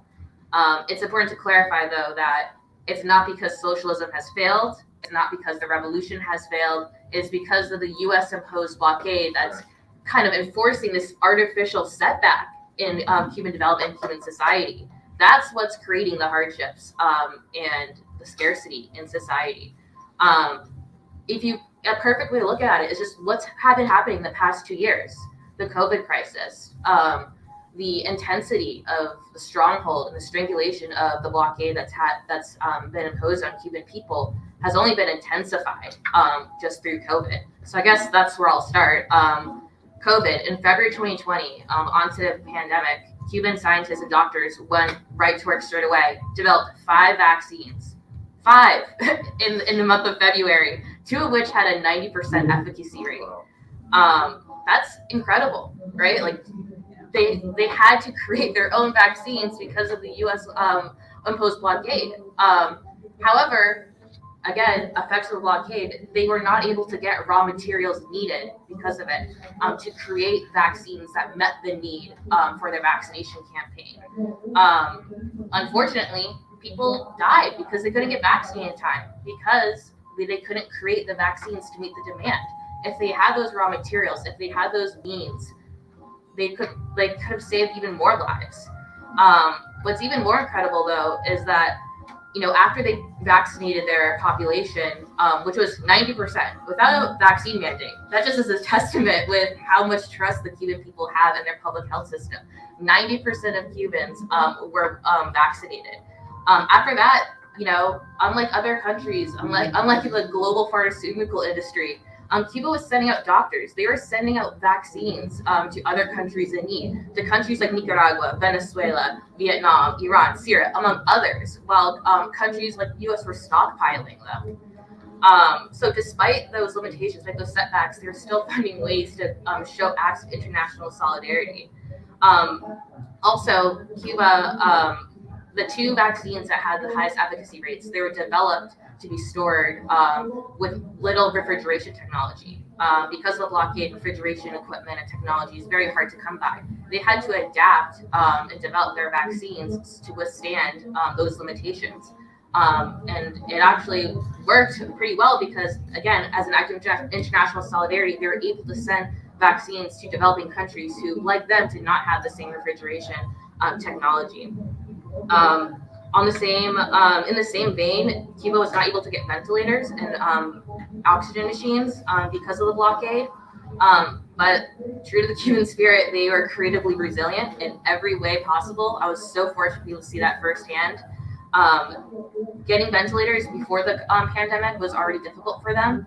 On the onset of the pandemic, Trump added even more sanctions, which made getting ventilators nearly impossible. So they actually were able to create their own domestically by using an open source code that was created by, I think, MIT and another university in Europe, and they were able to create their own ventilators and distribute them to provinces most in need during peak waves. Again, if they had, if the blockade was not in place, they could have had more ventilators. They wouldn't have to create their own and kind of makeshift their own solutions. But despite that, they were surviving during the pandemic with over 90% of their population vaccinated.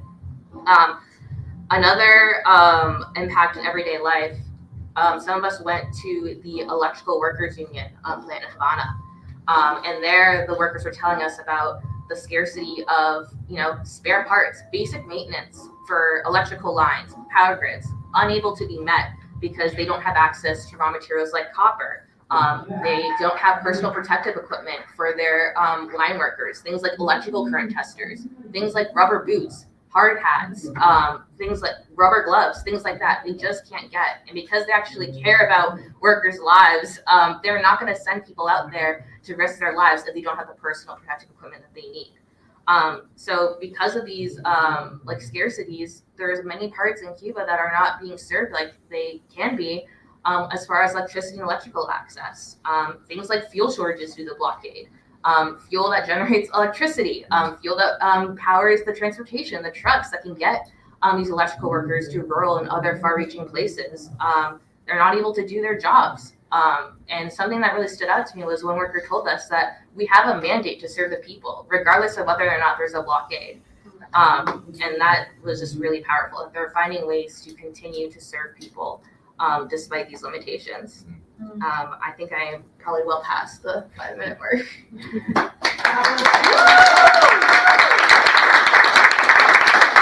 Thank you so much. I would love to hear so much more. It's so inspirational, and I just love the solidarity that is shown, across the sea. So okay. Moving on to our next question. This is for Kay, a breakthrough news. Okay, so in your career as a journalist, you've done several segments on Cuba that dispel many misconceptions and misinformation about Cuba and about socialism. News from the independent media connected to social justice movements like Breakthrough News and also Belly of the Beast, they contradict the claims we often hear about Cuba from the U.S. corporate media. Politicians claim that Cuba is a state sponsor of terrorism, that it's a dictatorship, it deprives and represses its people, that the U.S. blockade is for the good of the Cuban people. These claims, they also seem to contradict the experience that you all had in Cuba on this brigade, right? So now you all learn from Cuban people directly. Yeah? Kay, can you please speak on the significance of media and documentation throughout this brigade, and more broadly, the significance of media in people's movements around the world? Yes, I can. Yeah, so I think to answer this question, we need to first talk about how we're presented information about Cuba in the bourgeois media. So I think, when I was growing up, I think I learned about two things about Cuba. I learned Fidel Castro is a communist, which is bad. And I learned the Bay of Pigs was a very sad event. And they don't tell you what it is, but they're like, yo, like Americans died. And it wasn't Americans, it was Nicaraguans. But anyway, so, you don't learn a lot about Cuba growing up. The general message is, well, it's communist. Like, what more do you need to know? Like, it's communist. It's a horrible place.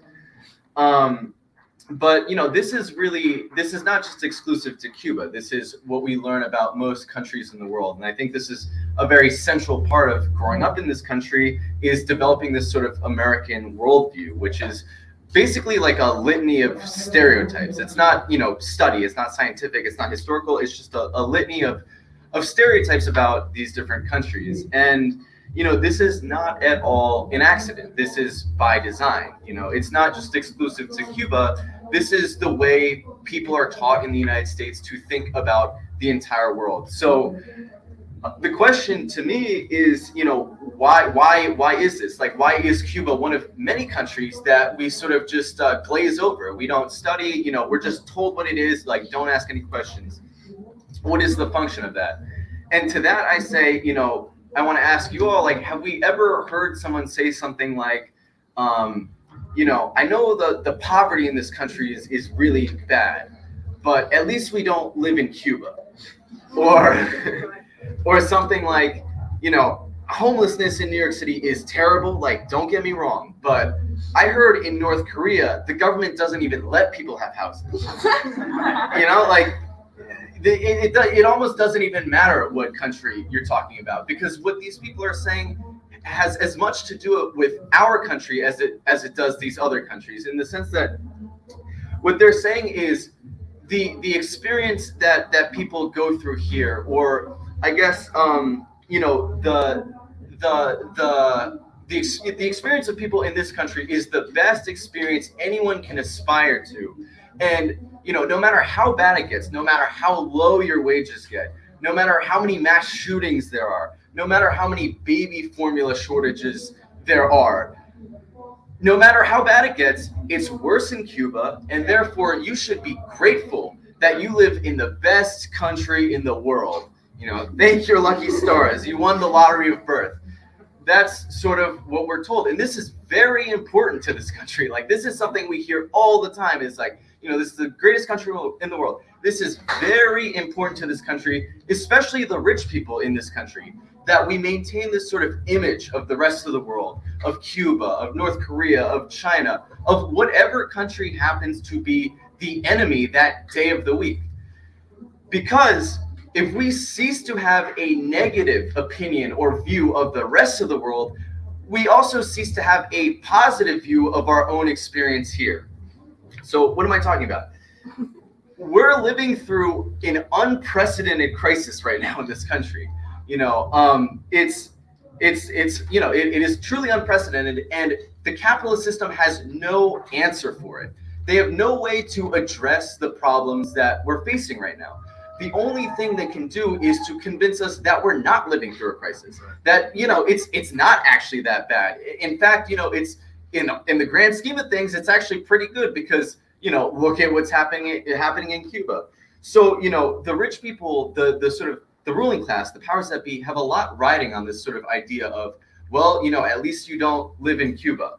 And let's just think about, like, what these rich people are getting away with in this country right now. We went through a global pandemic. Millions of people, tens of millions of people lost their jobs. Millions of people found themselves on food stamps, government assistance for the first time in their lives. 1 million people died of COVID-19. And instead of bailing out the masses of people that bore the brunt of this crisis, We bailed out the billionaires and the corporations to the tune of $5 trillion. And now these people are making record profits. Corporations are actually making the highest profits they've made in 70 years.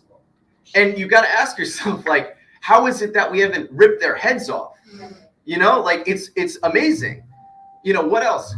These people don't pay any freaking taxes. Like, they don't pay taxes. You have billionaires who are making $50,000 a second. They're flying space rockets. They're launching rockets into space. And most politicians are too afraid to raise their taxes 1 penny. You know, how is that possible?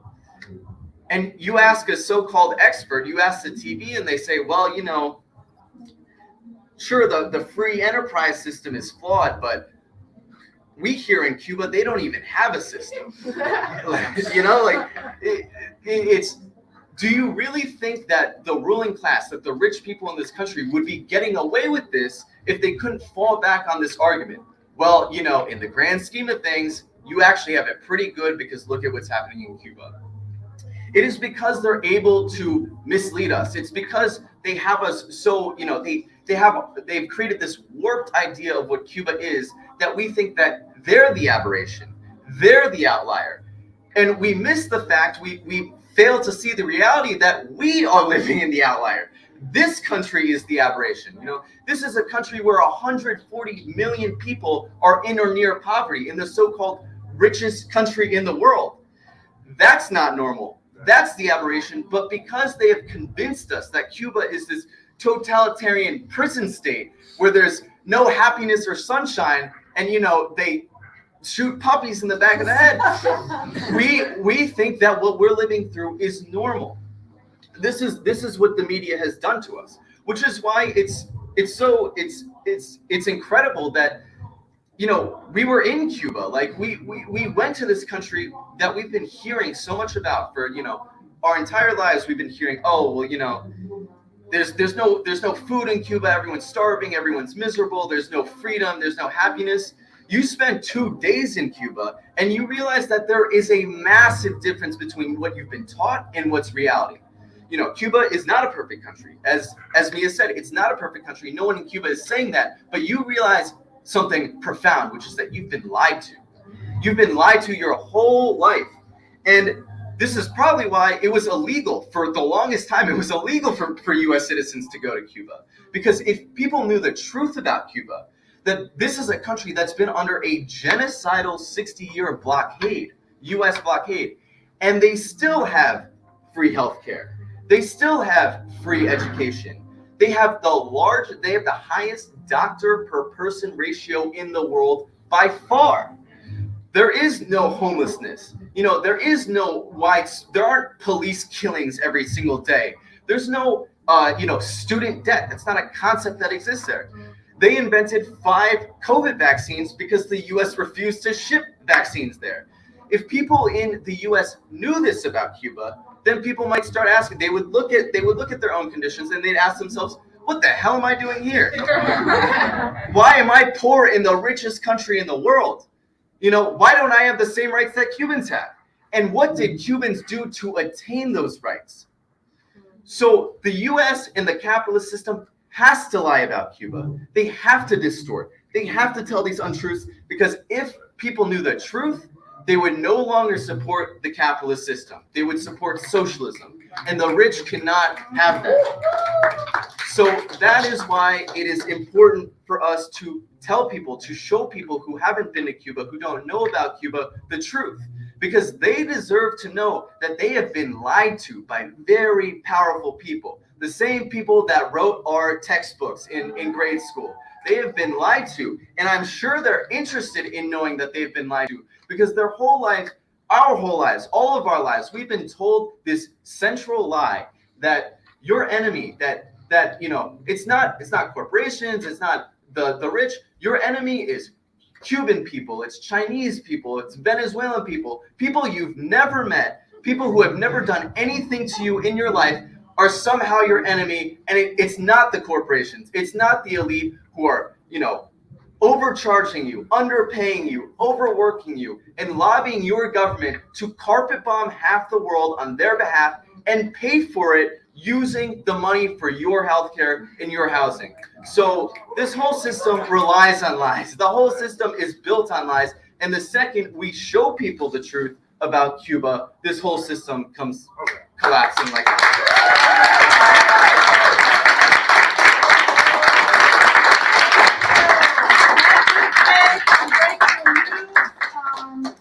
That is why Breakthrough does what Breakthrough does. So, thank you. Okay, now, folks, we are closing in on a 2-hour mark. We're all working class folks here. We have jobs, we have kids, we're hungry, we're tired, and all that. So we're not going to be stretching this out much longer. I have 2 remaining questions for our panelists from the Youth Brigade to Cuba. I'm going to squash them both together, throw them in the air, and it's for anyone to answer that feels that they would like to, so that we can wrap it up. And thank you, everyone, again for your time. Okay, now, so we've got the slogan for the brigade was, quote, build the future, break the blockade. And your organizations all issued a solidarity declaration calling for an end to the illegal and inhumane blockade and all forms of U.S. aggression against Cuba. How can we build international solidarity and organize to end the blockade from within the United States? There's that. Now, I'm also going to throw out there this question. I do think it's also important. What lessons can we draw from the Cuban people as we build a movement towards revolution in the United States?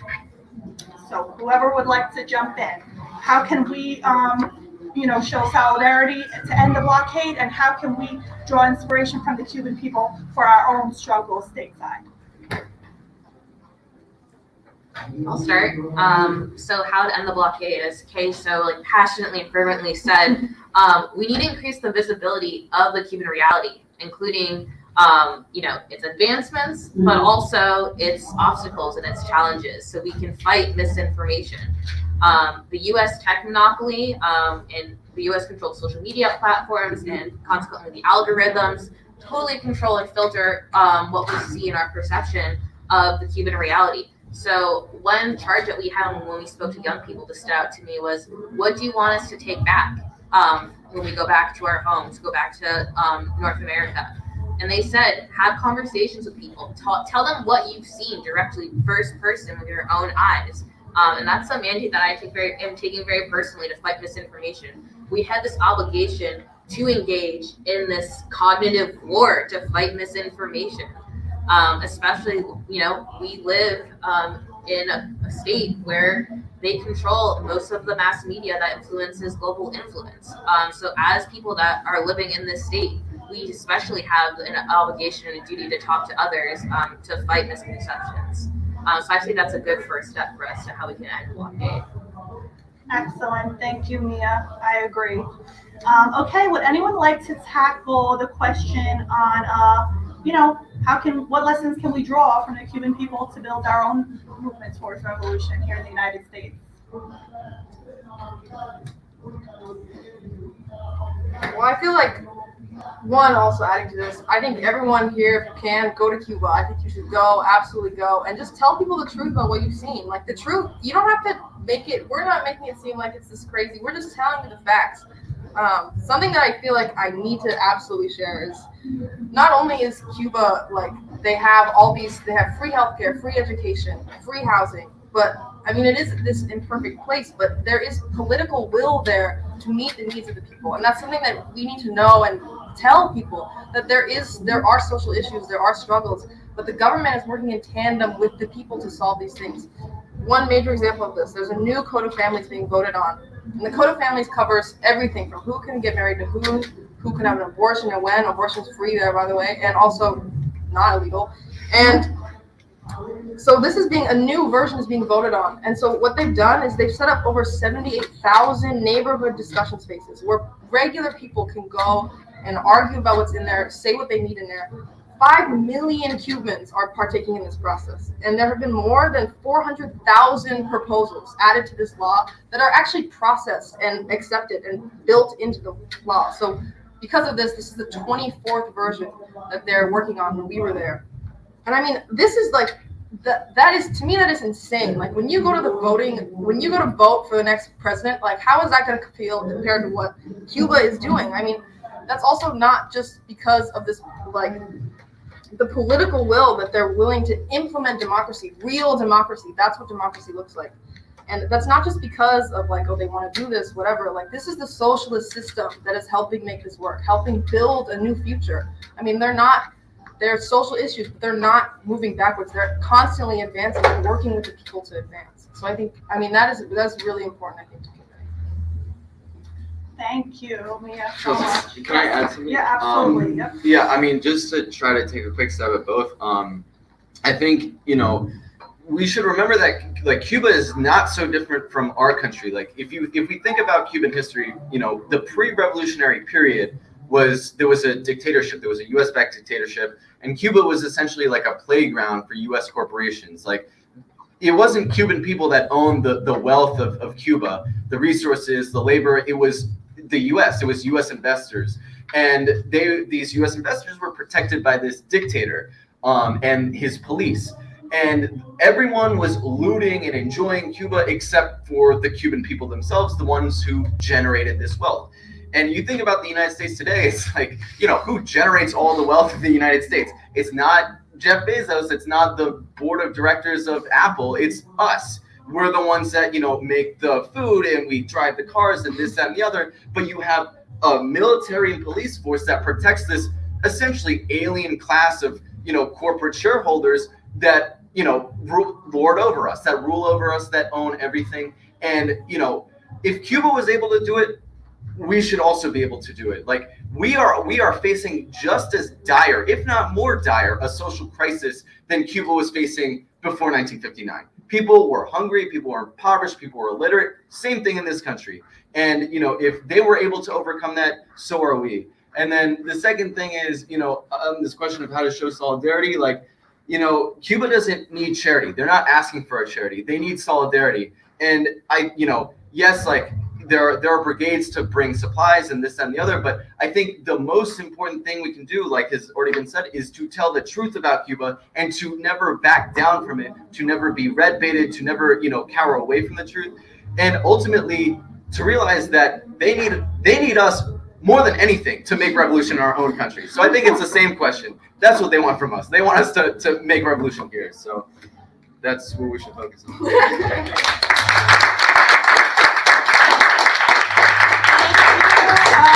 has been beautiful.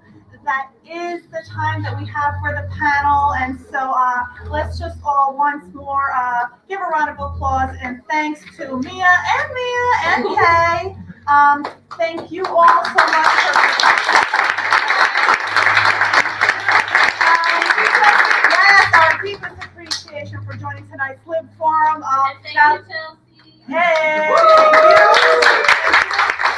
Before I let you go, I want you to know that our goal is to take what we've learned tonight.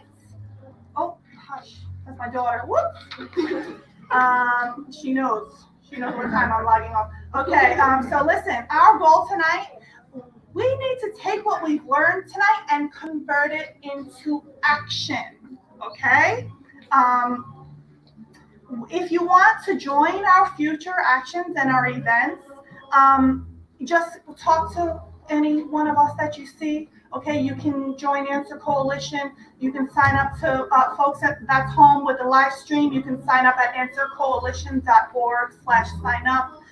You can become a volunteer, answercoalition.org/volunteer. We do have literature for the folks that are here in person on the back table about the various orgs that were represented. Also, be sure to check out the International People's Assembly. That's IPA-AIP.org, breakthroughnews.org, of course, notadol.org. Yeah, and just like chat with us and keep this going and take what we've learned. That is just a book club history lesson, but like a call to action, right? And join us. Yeah.